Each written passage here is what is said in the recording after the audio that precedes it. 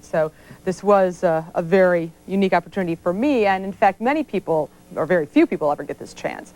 Billy Joel has been on his current tour since December, and he doesn't plan to quit until early April. That's a year and a half on the road, hundreds of cities and hundreds of stages.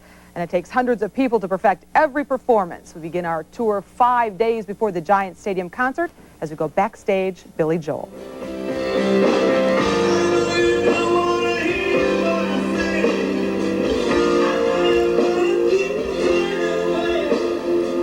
This particular crew is, I may be prejudiced, but they are the best of the best. Here at Giant Stadium, when football packs it up, rock and roll packs them in. But setting up for Billy Joel is no easy feat. You got it. We're always coming into a stadium, and we have to bring the big stage in. Ed Swink's company builds stages for a variety of events around the world. When he moves into a city, he hires local hands to construct the stage. A little more.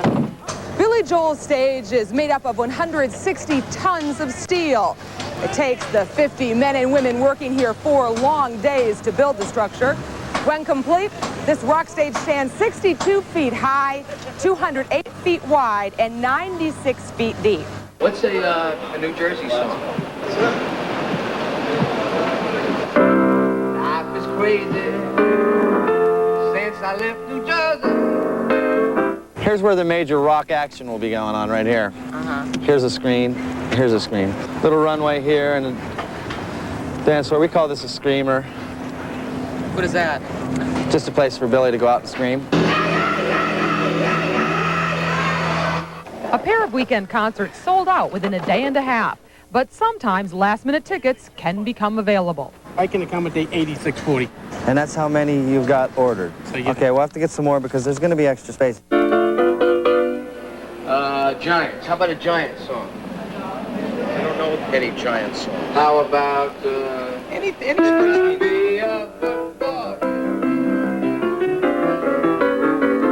They won't know that one. Send it. Get it, Material? Yeah. Bethia Bryce used to be an executive secretary, but she decided steelwork was a lot more fun. What's so fun about it? Look around you. Look around you, child. Look at all this beefcake. Beefcake for miles. Giant. There is no song. How about a Jets? When you're a Jet, you're a Jet. Hey, Benny and the Jets. Benny and the Jets. Yeah, but then you get all the Giant fans booing. Okay, Ken? Okay, that's good, Janie. Black. It takes a lot of hard work to change this from a football field into a rock and roll show. Jim Miner is the tour director, behind the scenes alongside the star, making sure the tour runs as smoothly as possible, from the contracts to the promoters to the bookings. Jim also handles some of the more intimate details. Christie usually be down by the stage, and but the band's wives that have young children will be up here. Billy's mother most likely watch from up here. Please rise for the New Jersey State song. By day we sweated out on the streets of a runaway American dream. Jim Miner also deals with the stadium to set down the basic ground rules. The only thing I will say is I don't want people being told to sit down. To get off the chairs is one thing, I understand, but if people want to stand up and the old lady behind them screaming that this isn't Barry Manilow. On concert day, the road crew rolls up to the stadium in fully equipped buses. This one sleeps 9. So this is how you guys live? I mean, Yeah, well, we have a microwave here, you know, a Beta, VHS, CD player. Oh, wow. You know, 25-inch TV. What about So It Goes? Well, where would you want to put And So It Goes? The very, very end. The very end. After What do you Piano think? Man? What do you think? No? No, before. It can't follow Piano Man. Recess. Give me a cookie. It's recess time. Milk and cookies. Actually, the working crew is treated to a hot catered meal every day. Gordy Hebler is the caterer to major rock stars, the Rolling Stones, Bruce Springsteen, and most recently, Billy Joel. No one wants inconsistency from city to city. So what they do is you get to know the people. You get to know your vegetarians. You get to know the people that don't eat certain types of meat. You get to know their favorites, and you try to make them feel, as rough as it is traveling from city to city, that someone cares about them and it's like home out here. Okay, which Gordy, is scary. Tell me, Gordy, what is Billy Joel's favorite? It's really, I don't know that Billy Joel really has a favorite. He's not a very demanding guy. This is an audible. Giant Stadium, I'm calling audible. Hey, actually, guys, fellas, There shouldn't be a rail there. Bobby Boomer Thrasher is production manager, the man who basically ties Billy Joel's entire production together. Boomer, this is a good setup. Makes us pay for all these nice things he says about us. You're great. You're probably some of the greatest guys. Well, maybe not that great. Sean McGovern, in particular, probably #1 in my book. You're our inspiration, boss. Billy Joel doesn't hire and fire crew members from town to town or tour to tour like many artists. So they're practically like family. Yeah, and just like a big family, after a while everybody starts getting on each other's nerves. You know, everybody loves each other, but after a while, you know, you want to take a vacation.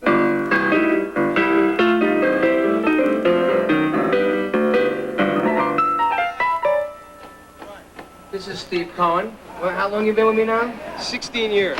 16 years. I had hair when... Yeah, hair. What I do is I develop a framework of what I think certain songs have as looks. For example, Allentown, the color is red, white, and blue. It's Allentown, it's America.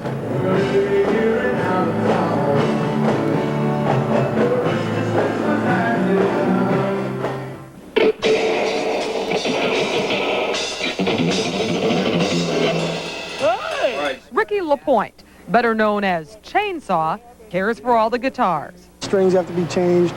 You know, like on stage, there's a lot of sweat on the strings, and it just eats the silver off the strings, so they tarnish. And once the silver is gone, then they break real easy. These guys are like clockwork. They're on it. They know exactly what to do. It takes them maybe about 5 minutes for something that's really extreme from the crewmen themselves. Huh? Chainsaw's back. Wife Christie and daughter Alexa also lend their support, especially when Billy's playing so close to home. I read the news today, oh boy, about a lucky man who made the grade. All I know is, if this is my job, they're all here, okay, all right, we're all here, we're having a good time, and let's do it, let's work.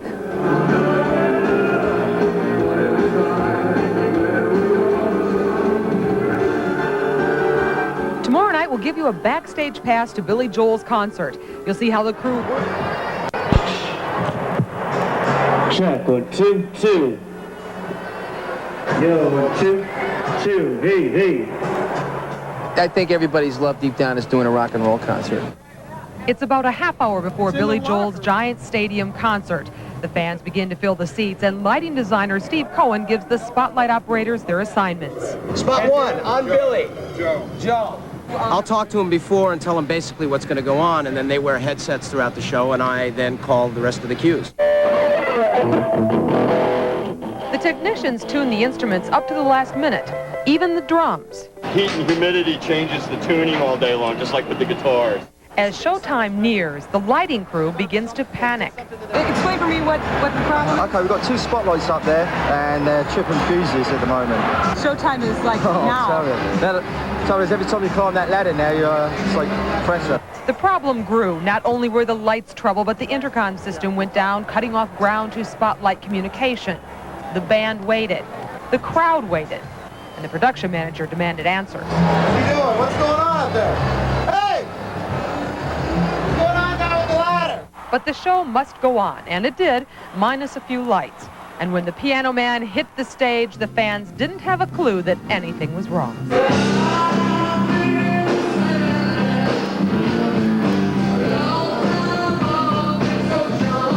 Billy considers his crew as important as the performance. When we're on stage, it's their show. They're presenting us. Every time the audience goes crazy, there's a part of that I take home with me.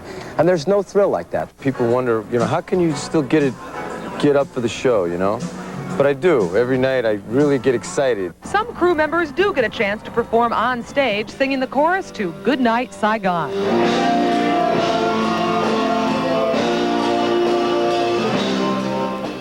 The musicians not only trust Ricky Chainsaw LaPointe with their guitars, they trust him to keep the stage safe.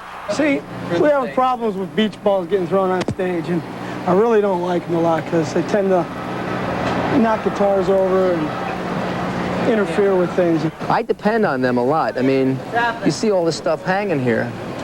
I mean, somebody messes up, and it could be dangerous. That's why I like working with these guys. I know we're safe. I know there's a lot of security. Backstage, or in this case, under the stage, you can see how this busy crew holds the performance together. Dave Hoffbauer handles the percussion instruments, as well as Liberty DeVito's drums. He just bashes the stuff out every night. We go through about 2 dozen drumsticks a night. The snare drum usually lasts 2 nights, and the tom-toms last 2 to 3 nights. This backstage view is extremely rare. In fact, even those with backstage passes are not allowed where our camera ventured. Posers, people that think they're important and aren't. Nothing. Why do you have these signs posted at every entrance To keep people that aren't allowed under the stage out from under there, because we're working under there, and all they do is come in and get in our way. The people who have been around longer sometimes have the edge over even the musicians, because the road guys are the vets. You know, the new guys are the rookies. That's the way it works in any team. It's a team. It's a good team. Yeah, we made it to Giant Stadium, so we're in the majors.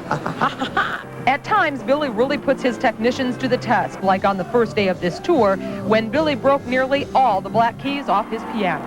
He does the song Extremes, and kind of went to extremes on that song. I've never seen anyone break sharps like that.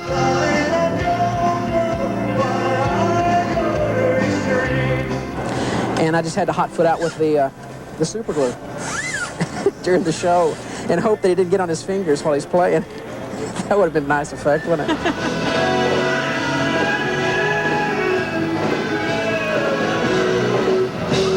Another person backstage who the crowd strains to get a glimpse of but rarely sees is Billy's own Uptown Girl, Christie Brinkley, working on her home video collection. Despite Billy Joel's staggering success, he told me he never consciously wonders why while on stage. But in quieter moments... Yeah, there's a lot of head shaking that goes on. I said, wait a minute, what are all these people doing here? But you know what? If that thought occurs to someone in the middle of a show, they're in big trouble.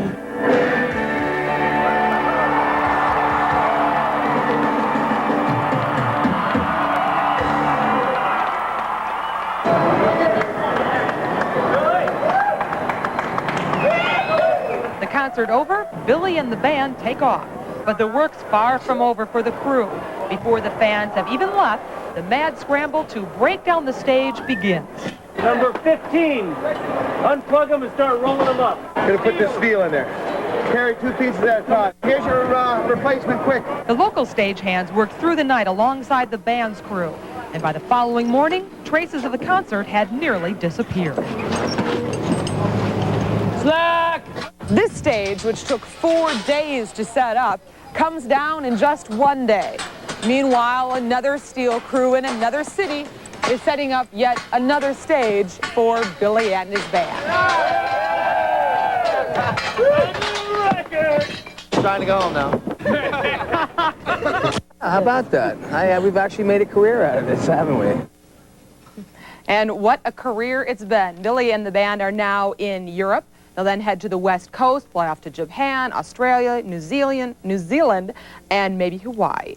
And who knows, maybe even make it back to this area before he wraps up the Stormfront tour in early April. Oh. We don't know that for sure, but it's a possibility. Would be nice. I'm a very, very big Billy Joel fan. We assume that he's such a nice, kind, sensitive guy from his lyrics. Did you get the impression that he's really like that? I really do. It maybe sounds a little bit cliche, but he is truly a very nice person, very cooperative. We had much greater access than I ever expected, Yeah, I mainly was due struck to his by that. friendliness. Yeah, it was. He was very, Incredible.